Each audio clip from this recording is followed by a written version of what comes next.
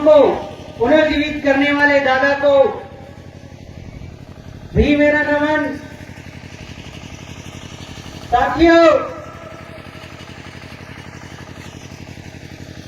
मेरे से पूर्व वक्ता ने कहा,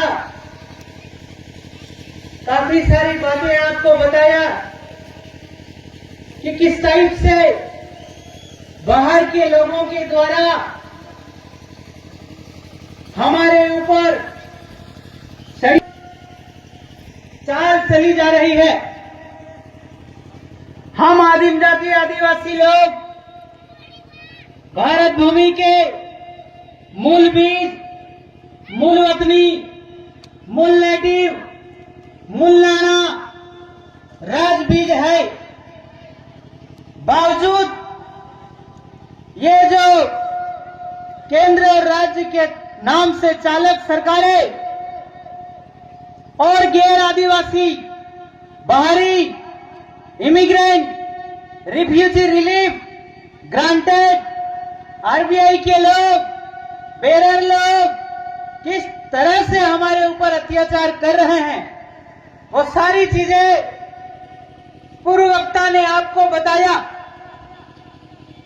और आज जो यहाँ की व्यवस्था जिस टाइप से बिरसा दादा और टंटिया भील के आंदोलनों को पुनर्जीवित कर रहे हो, वो एक काबिले तारीफ है।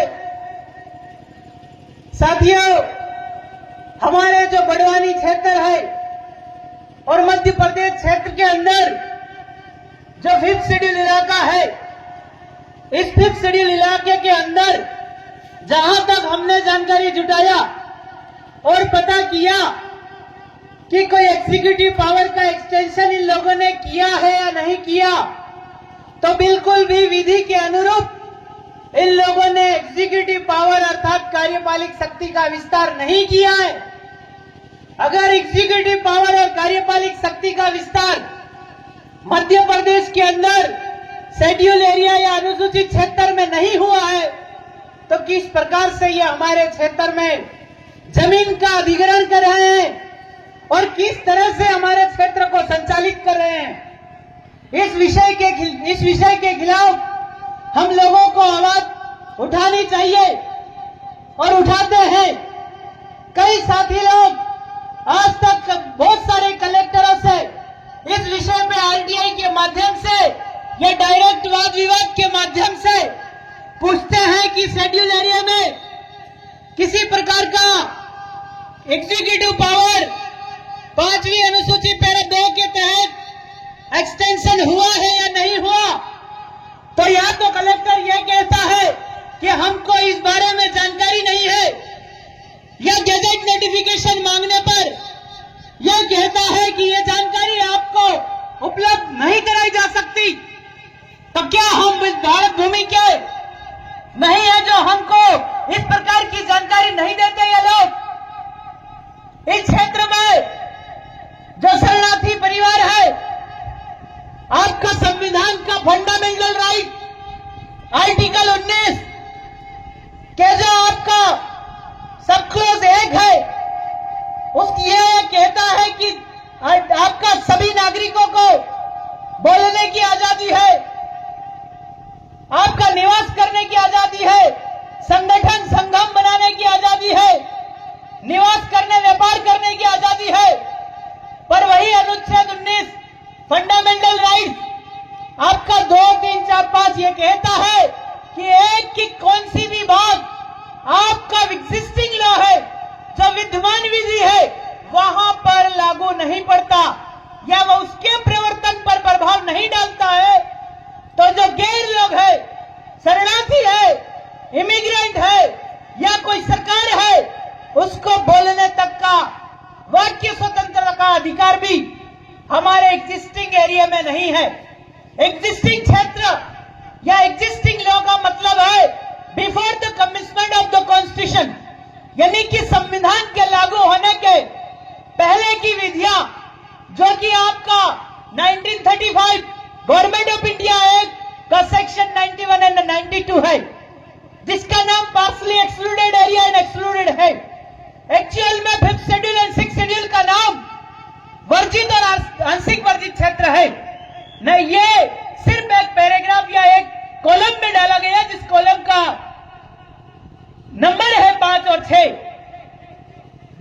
जबकि इसका एक्चुअल नाम वर्जित क्षेत्र और आंशिक वर्जित क्षेत्र है।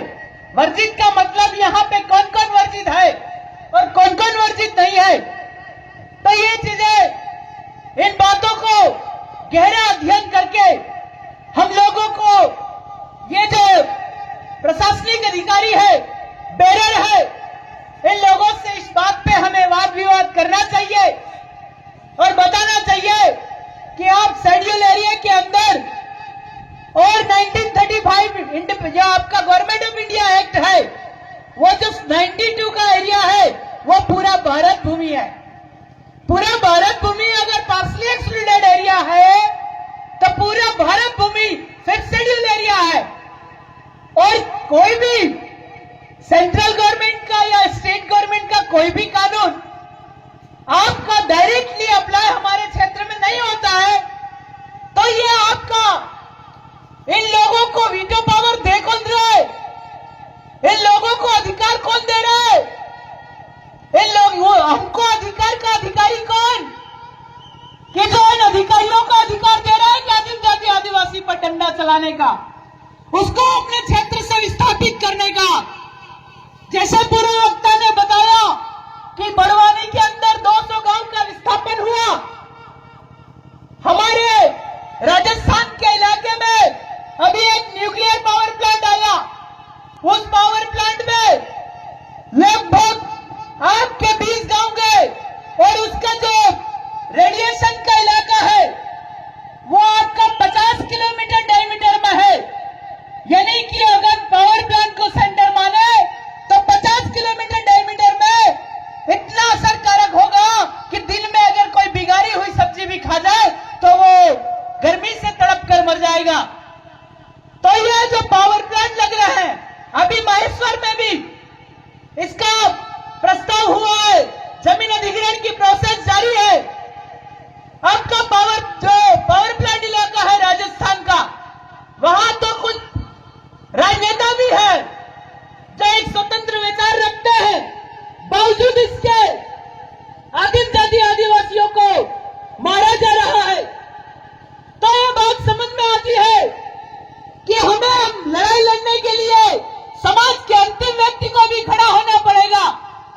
जिस तर्ज पे आप लोग खड़े हो, हर अंतिम व्यक्ति को, इन प्रशासनिक अधिकारियों, बेरर, इन भिखारियों के खिलाफ आवाज उठाना होगा, तो जाकर कहीं हम बच सकते हैं। जो शरणार्थी इमिग्रेंट परिवार ने जिस प्रकार से ये जाल बिछाया है, वो जाल एक मौत है और इस मौत से बचना होगा तो आदिम जाति आदिवासी परिवार को के हर अंतिम व्यक्ति को लड़ाई का आगाज करना होगा। जैसे बिरसा दादा टंटिया भिल ने अपनी लड़ाई का आगाज किया था।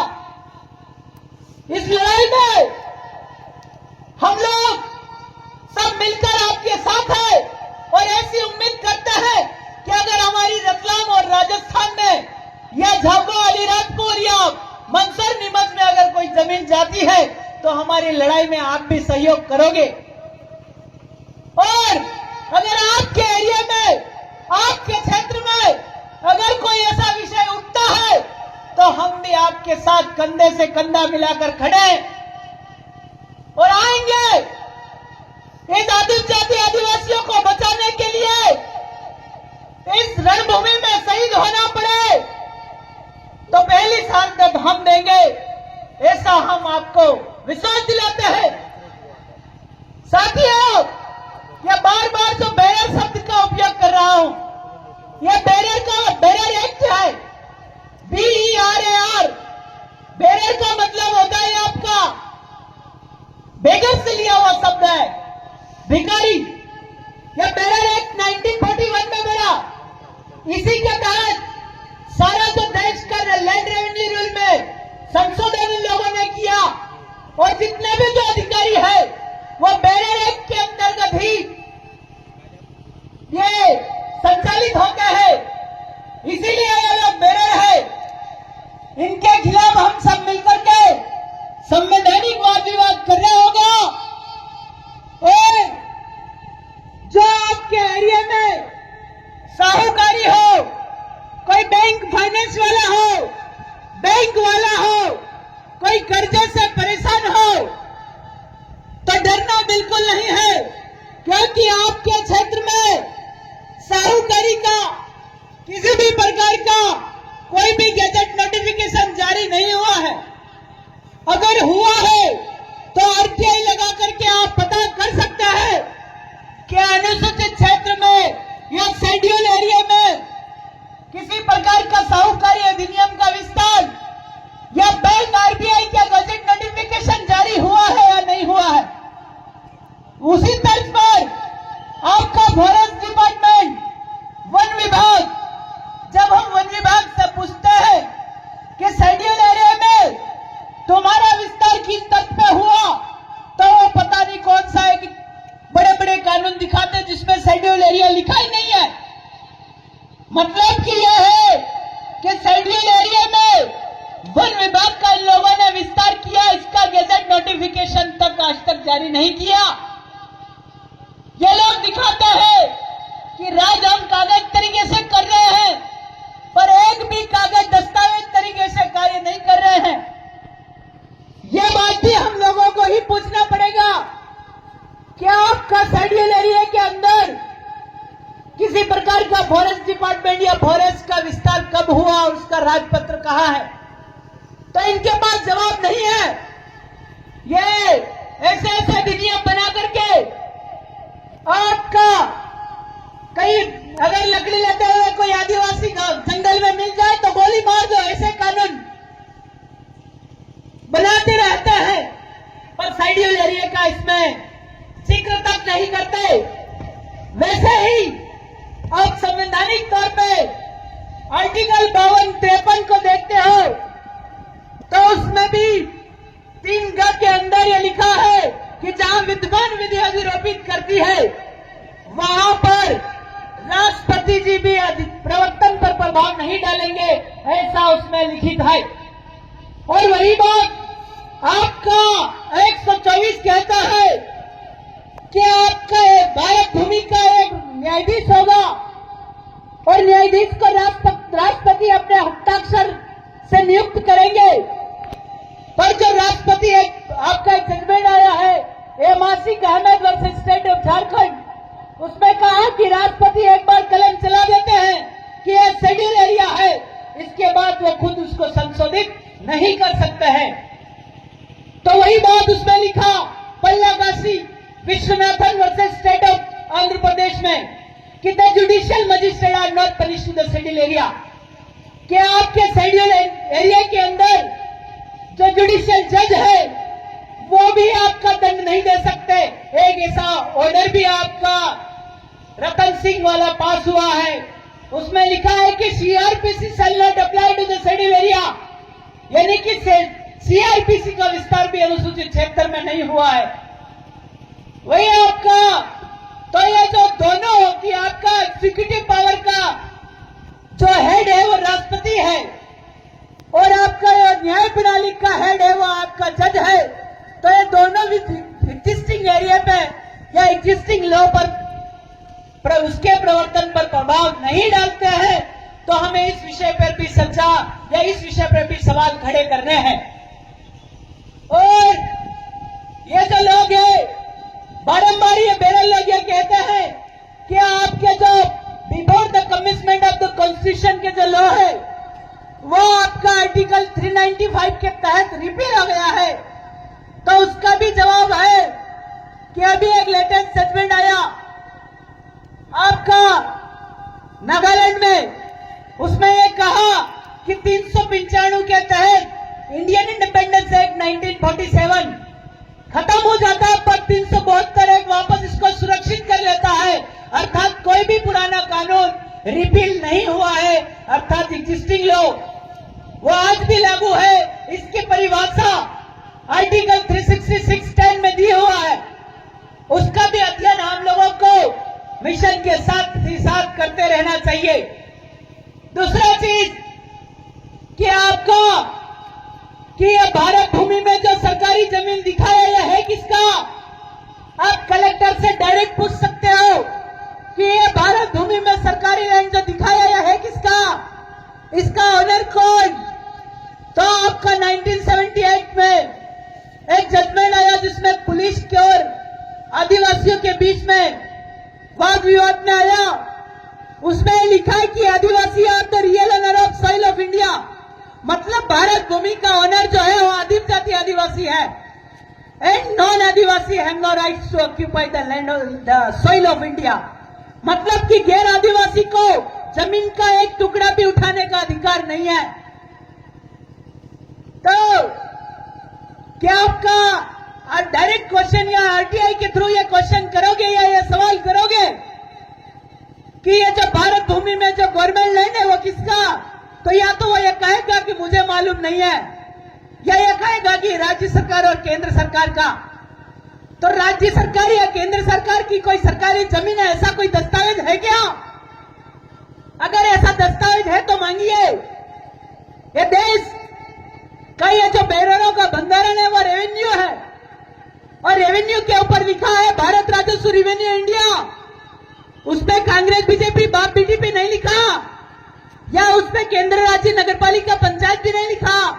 तो यह जमीन पंचायत की है, यह जमीन नगरपालिका की है, यह जमीन केंद्र की है, यह जमीन राज्य की है, यह जमीन कांग्रेस की है, यह जमीन बीजेपी की है, यह जमीन बाप की है बीजेपी की, कैसे कह दोगे? कलेक्टर के पास कोई एविडेंस होना चाहिए। यह जमीन किसकी? रेवेन्यू किसका? रेवेन्यू का ऑनर कौन? जब ये जजमेंट कहता है कि आदिवासी are the real owner of soil of India, तो जो सॉइल है वही रेवेन्यू है, तो उस रेवेन्यू का ऑनर तो आदिवासी है। ऐसा हमारा एक रतलाम में और झाबुआ में 20 और 18 लाख के लोन पे केस चला। जो फाइनेंस कंपनी वो हमारे ऊपर मुकदमा की। उस मुकदमे में जब हम लोग कोर्ट गए, उसके जवाब में तो कोर्ट को हमने बोला कि रेवेन्यू किसका, ये पैसा किसका, ये पैसा छपता कैसे, ट्रेजरी में बनता कैसे? तो इनके पास जवाब नहीं है, क्योंकि जो ऊपर से पानी का बिंदु धरती पर गिरता है तो अनाज की उत्पत्ति होती है, और अनाज उत्पत्ति होती है। आपका जो पानी गिरा उसी को आप क्रेडिट कहते हैं, और जो अनाज उत्पन्न किया धरती ने उसको डेबिट कहते हैं।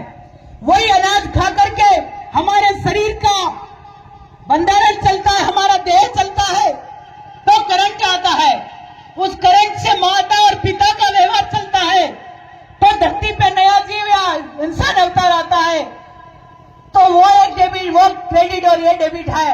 तो बैंक वाला तेने पैसा कहां से लाया, तेने क्रेडिट कहां गिराया, वो डेबिट कहां से कराया? तेरे पास कहां जमीन थी जहां पानी को बिंदु गिराया, या तेरे पास कहां मां थी जहां तेने पानी का बिंदु गिरवाया और उत्पत्ति में बच्चे लेकर के आया? तो पटवारी आपके क्षेत्र में आता है, टाका ले जाता है, टका ले जाता है, आना ले जाता है, अनावरी ले जाता है, तो जाकर के जो आपका रेवेन्यू तैयार होता है, मतलब कि एक माता और पिता या एक कपल पे 40 लाख के समथिंग आपका रेवेन्यू तैयार होता है, और बैंक वाला 10 लाख लोन देकर के 10 बार पूछता है, तो उनके पास जवाब नहीं, और उन्होंने उस केस को क्लोज कर दिया, अगली तारीख ही नहीं लगाई, और अपने जो वो फाइनेंस कंपनी ने अपने दस्तावेज वापस खींच लिए। तो इस साइड से आपको वैचारिक रूप से, संवैधानिक रूप से तैयार होना पड़ेगा, तो जाकर के कहीं हम इन शरणार्थियों के खिलाफ, इन इमिग्रेंट्स के खिलाफ या आरबीआई के परिवार के खिलाफ लड़ाई को अंजाम दे पाएंगे। आरबीआई का